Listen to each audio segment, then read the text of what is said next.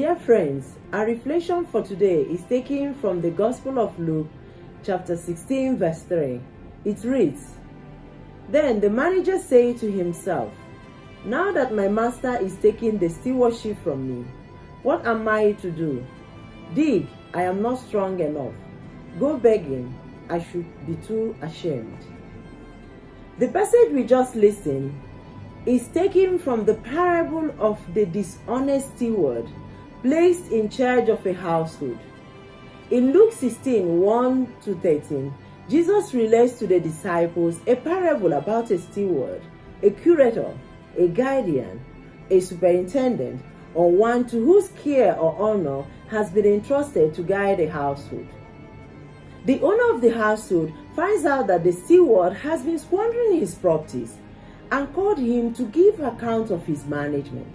Seeing that he has put himself in a mess, he went in to bargain with his master's debtors to grant them debt reduction such that they will grant him a similar favor when he is sacked from his work.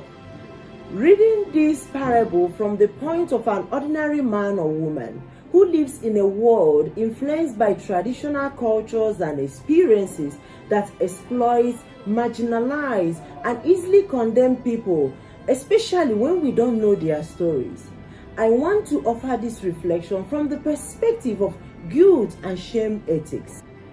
We live in a world where emotions of guilt and shame significantly influence the way we live our daily lives, particularly in ethical decision making in a variety of situations.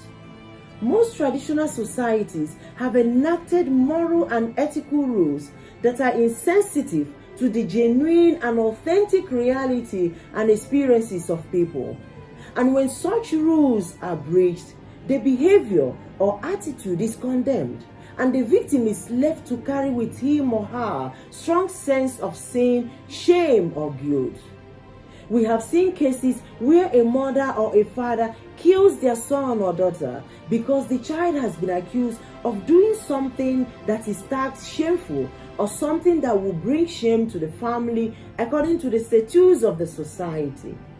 A man or woman refuses to do what is right or refuses to empower himself or herself in the list of job opportunities because the society will look down on him or her and tag him as being lazy.